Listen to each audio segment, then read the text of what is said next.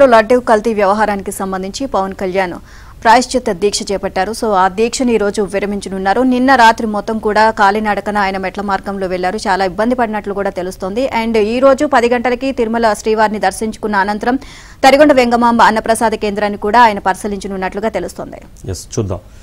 తిరుమలలో లడ్డూ కల్తీ వ్యవహారంపై ప్రాయశ్చిత్త దీక్ష చేపట్టిన ఉప ముఖ్యమంత్రి పవన్ కళ్యాణ్ తిరుమల వెళ్లారు. ఈ రోజు శ్రీవారిని దర్శించుకుని దీక్ష విరమించనున్నారు. అలిపిరి పాదాల మండపం వద్ద సాష్టాంగ నమస్కారం చేసి పటిష్ట భద్రత మధ్య పవన్ కళ్యాణ్ నడక మొదలుపెట్టారు. 2 మోకీళ్లకు బెల్టులు ధరించారు. అయినప్పటికీ మెట్లు ఎక్కే క్రమంలో పవన్లో అలసట కనిపించింది.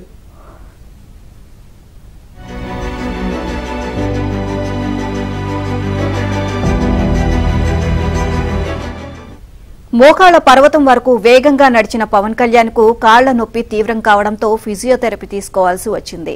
ఆయన అలుపెరగకుండా 7వ మైల్ నుంచి నెమ్మదిగా నడుచుకుంటూ నిన్న రాత్రి 9 గంటల 20 నిమిషాల ప్రాంతంలో తిరుమలకు చేరుకున్నారు.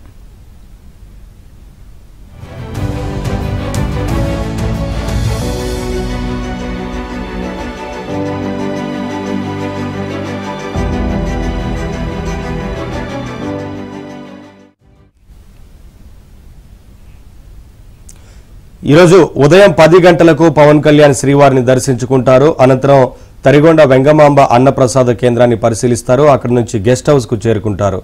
రేపు సాయంత్రం తిరుపతిలో జరగనున్న వారాహి సభలో పాల్గొని ప్రజలను ఉద్దేశించి మాట్లాడతారు. ఇక లడ్డూ తయారీలో జంతువుల కొవ్వు కలిసింది అంటూ నివేదికలు వచ్చిన నేపథ్యంలో పవన్ ప్రాయశ్చిత్త దీక్ష చేపట్టారు. సెప్టెంబర్ 22 నుంచి 11 రోజుల పాటు ఆయన దీక్షలో ఉన్నారు.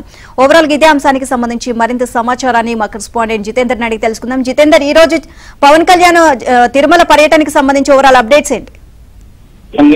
మరి కాసేపట్లోనే పవన్ కళ్యాణ్ తన ప్రాయశ్చిత్త దీక్షను కూడా ముగించనున్నారు.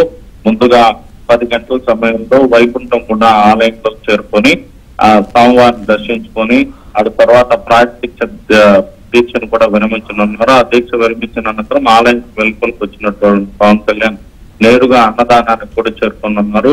గత ప్రభుత్వ హయాంలో అన్నదానంలో నాసి రకం ముడి సరుకులు వాడటంతో అన్నదానం పూర్తిగా అన్నప్రసాదాల నాణ్యత తగ్గిందని చెప్పి భక్తుల నుంచి ఫిర్యాదుల నేపథ్యంలో కూటమి ప్రభుత్వం అధికారంలోకి రాగానే అన్న ప్రసాదంలో ముడి సరుకుల నాణ్యతను పెంచడంతో పాటు అన్న ప్రసాదాల రుచి నాణ్యతను కూడా పెంచినటువంటి నేపథ్యంలో అక్కడ అన్న ప్రసాదాల తయారీని కూడా పరిశీలించి ఆ తర్వాత భక్తుల నుంచి కూడా అన్న ప్రసాదాలపై ఫీడ్బ్యాక్ కూడా తీసుకున్నారు. ఆ తర్వాత భక్తులతో కలిసి అన్న ప్రసాదాన్ని కూడా స్వీకరించున్నారు. ఆ తర్వాత అక్కడి నుంచి నేరుగా లడ్డూ తయారీ కేంద్రం వద్దకు చేరుకొని ఆలయం వెలుపల ఉన్నటువంటి బూందీ పొడిలో లడ్డూ తయారీని కూడా పరిశీలించుతున్నారు. ఆ తర్వాత లడ్డూ విక్రయశాలకు కూడా వెళ్లి అక్కడ లడ్డూ విక్రయశాలలో భక్తుల నుంచి కూడా ప్రస్తుతం లడ్డూ ఎలా ఉందన్న దానిపై ఫీడ్బ్యాక్ కూడా తీసుకుని ఉన్నారు. గత కొద్ది రోజుల క్రితమే లడ్డూలు కల్తీని వాడినటువంటి నేపథ్యంలో ఆయన తీవ్ర భావోద్వేగానికి గురి ఈ ప్రాయశ్చిత్త దీక్షను కూడా చేపట్టినటువంటి నేపథ్యంలో ఆ లడ్డూ విక్రయశాలకు కూడా వెళ్లి అక్కడ కూడా పరిశీలన జరుపుతారని కూడా సమాచారం ఇస్తోంది.